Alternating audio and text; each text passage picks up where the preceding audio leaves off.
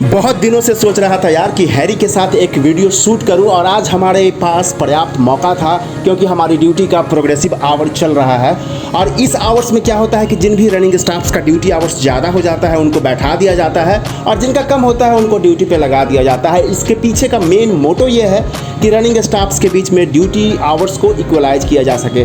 तो चलिए आज हम जानते हैं स्क्रैम्बलर 400X के कॉन्स के बारे में।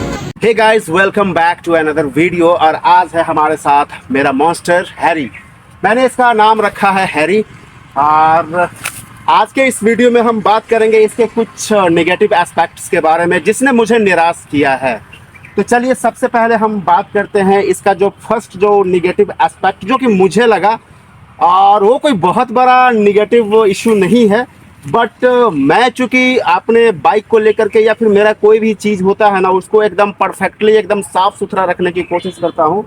तो यहाँ पे ये जो है इस बाइक को अगर मैं बारिश के दिनों में मानसून के सीज़न में अगर इसको हम एकदम साफ़ सुथरा रखने की कोशिश करें तो ये जो एरिया आप जिसको लेकर के मैंने पहले एक शॉर्ट्स भी बनाया था, तो ये जो एरिया है ये आपका रियर टायर का जो ये वाला जो सेक्शन है ये काफ़ी ओपन सा है। और यहाँ पे जैसा कि आप देख सकते हैं कि इसका टायर का रियर टायर का हगर नहीं है, और हगर दे देने से बाइक की जो खूबसूरती है मेरे हिसाब से बिल्कुल बेकार हो जाती, अच्छी नहीं लगती।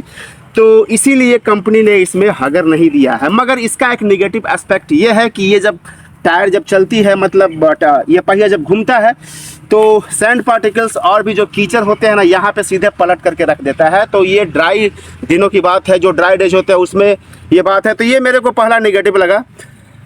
और दूसरा अगर हम बात करें तो दूसरा जो मेरे को नेगेटिव एस्पेक्ट इसमें ये लगता है जो कि इसका कॉन्स है वो ये है कि इसमें सिंगल स्टैंड दिया है, वो की बढ़िया बात है, बट साथ ही साथ इसमें जो सेंटर स्टैंड होता है यहाँ पे सेंटर स्टैंड का कोई ऑप्शन इसमें नहीं है।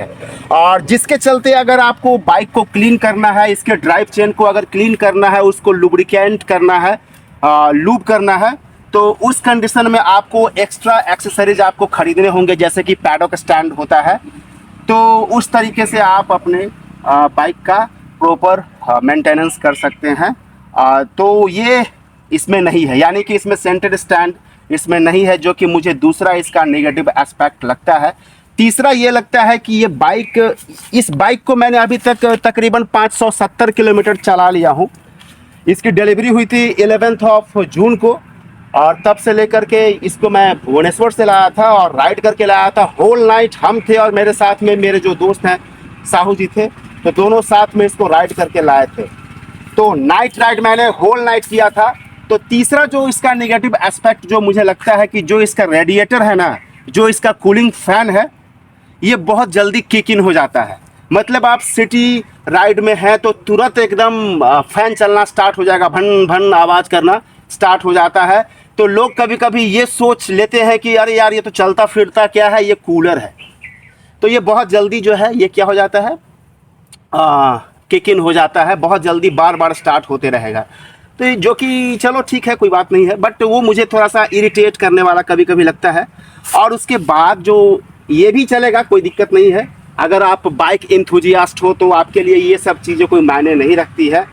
तो आज के वीडियो में हम इसके कॉन्स के बारे में भी कॉन्स के बारे में ही बात कर रहे हैं। तो और इसका जो मेरे को सबसे जो मेजर इशू ये जो है, ये मेरे को सबसे मेजर इशू लगता है, जो कि इसका अगर आप हाईवे में राइड करते हैं, नाइट राइड करते हैं ना, तो इसका जो लाइट है ना, लाइट आपको एकदम निराश करेगा। और लाइट का जो इसका लो बीम है वो ओके है, यानी कि सिटी राइड में कोई दिक्कत नहीं होगी। अगर आप नाइट में राइड करते हैं तो सिटी राइड में आपको कोई दिक्कत नहीं होगी, बट जैसे ही आप हाईवे पे जाते हैं नाइट राइड के लिए, तो जो इसका हाई बीम है ना, हाई बीम स्विच जैसे ही ऑन करते हैं तो लाइट पता नहीं कहाँ चला जाता है। थ्रो आपको सामने में दिखाई देगा कि इसके जितने सारे बल्ब है वो सारे के सारे इल्यूमिनेट है, जल रहे हैं, बट लाइट कहाँ चला जाता है मालूम ही नहीं चलता है।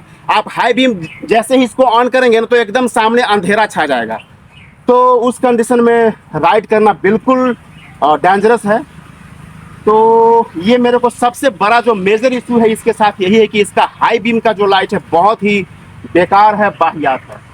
लेकिन एक बात मेरे को समझ में नहीं आता है, ये जो इसका पासिंग लाइट है, ये पासिंग लाइट ये पासिंग लाइट भी जस्ट लाइक ये आपका हाई बीम की तरह काम करता है।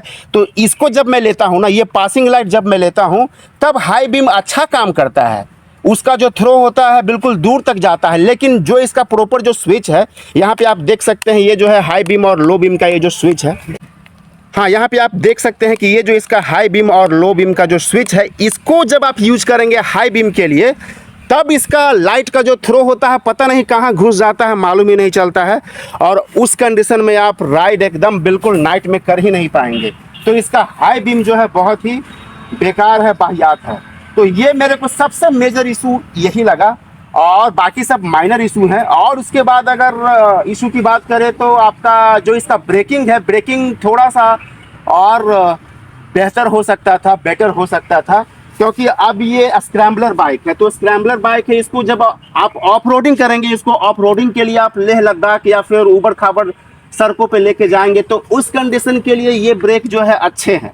बट आप सिटी राइड में कभी कभी आप होता है ना, कभी कभी आपको फन करने का मन करता है, बाइक को थोड़ा रेव करने का मन होता है, तो उस कंडीशन में अचानक से जब इसको थ्रॉटल दे देंगे और आप चाहेंगे कि अचानक से इसको कंट्रोल कर ले, तो इसका ब्रेक जो है आपको निराश कर सकता है। मे बी कि आपको सबसे पहले इसके साथ यूज टू होना पड़ेगा, कि क्योंकि अगर सामने मेरे को 100 मीटर पहले 100 मीटर बाद अगर मेरे को डिस्टेंस पे अगर ब्रेक को अप्लाई करना है, मतलब गाड़ी को कंट्रोल करना है, तो आपको यूज टू होना पड़ेगा, आपको अंदाज़ा लगाना पड़ेगा कि कहाँ पे हम अप्लाई करेंगे तो 100 मीटर बाद के बाद गाड़ी जो है कंट्रोल होगी। तो ब्रेक इसका थोड़ा सा मेरे को मतलब लेजी लगा और ये हमको निराश किया। और एक तो और इशू ये है, इशू क्या है, इसका जो हॉर्न है, हॉर्न थोड़ा और लाउडर हो सकता था। इससे पहले मैं अपाचे RTR 204 भी चलाता था, तो मैं ये नहीं कह रहा हूँ, उसमें तो डबल हॉर्न होता है, तो नो डाउट कि उसका जो हॉर्न होगा वो लाउड होगा ही। इसमें सिंगल यूनिट दिया है, तो ये थोड़ा सा मतलब निराश करेगा। हॉर्न जो है काफ़ी मतलब अप टू द मार्क नहीं है मैं कहूँगा। और मेजर तो और कोई बात है नहीं। मेरे को सबसे ज़्यादा इसका जो परेशान करने वाला बात लगता है, ये इसका हेडलाइट का हाई बीम एकदम वाहियात है। और इसका थोड़ा सा इसका जो ब्रेक पावर है ना, जो फ्रंट जो ब्रेक पावर है, ये थोड़ा सा मेरे को निराश किया। और बाकी कुछ है नहीं, बाइक तो एकदम अगर आप बाइक एंथुजियास्ट हो तो आपके लिए ये सारी जो नाकामियां हैं वो कोई मैटर नहीं करती यार। बाइक एकदम मेरे को वर्थ लगा यार, वर्थ इट। और हाँ, तो आज के ब्लॉग में, आज के इस वीडियो में इतना ही। अगर वीडियो अच्छी लगी है तो प्लीज़ लाइक कीजिए और हमारे चैनल को सब्सक्राइब कीजिए। और एक्चुअली ये जो था कॉम्पेरेटिव वीडियो नहीं था, ना ही मैं बहुत तरह की बाइकें चला लिया हूँ कि मैं इस बाइक का दूसरे बाइक के साथ कंपैरिजन करूँ, वैसा भी नहीं मैं कर सकता हूँ। मैं बस अपना फीलिंग्स मैंने इसको शेयर किया है। ये बाइक जो है जब आप रोड पे चलाते हो ना, तो ये दहाड़ती है, एकदम मन करेगा कि इसके साथ, इसके इंजन के साथ खेलें, थ्रॉटल को थोड़ा रेव करें, इंजन को थोड़ा रेव करें। लेकिन हाँ, ब्रेकिंग थोड़ा सा निराश करती है, तो आपको हिसाब से ही थ्रॉटल को थोड़ा खोलना है, नहीं तो ये बाइक आपको लेके उड़ जाएगी। तो मज़ा है, इसका इंजन काफ़ी मज़ेदार है और बाकी बाइक तो धमाकेदार है। और इसका हाँ, एक और बात, सामने से अगर इस साइड से, इस सेक्शन से बाइक को अगर आप देखते हैं ना, तो ये बाइक बिल्कुल एकदम बिस्ट लगती है, बिस्ट एकदम लगती है कि कोई पहाड़ वाली बाइक है। लेकिन जब सामने से इस तरीके से देखते हैं, हेडलाइट जब इसको जब ऐसे देखेंगे ना, तो बाइक थोड़ी सी पतली लगती है यार। पीछे से भी अगर आ जाए, पीछे से भी अगर आ जाए, तो ये वाला सेक्शन है ना, आप सीधा अगर पीछे से देखते हैं ना, तो ये बाइक पतली लगती है, पतली लगती है। और ठीक है, फिर भी चलो मैनेजेबल है। और हाँ, एक और बात तो मैंने बताना आपको भूल ही गया कि इसका जो फ्यूल टैंक है, ये तकरीबन 13 लीटर, साढ़े तेरह लीटर के आसपास आता है। तो कुल मिलाकर के इसका जो राइडिंग रेंज है लगभग 350 किलोमीटर के आसपास है। तो इसका फ्यूल टैंक थोड़ा और इसका कैपेसिटी और बढ़ाया जा सकता था। तो और ज़्यादा कुछ नहीं है, बाकी बस मज़े में। और क्या, बाइक तो एकदम मक्खन है, मक्खन।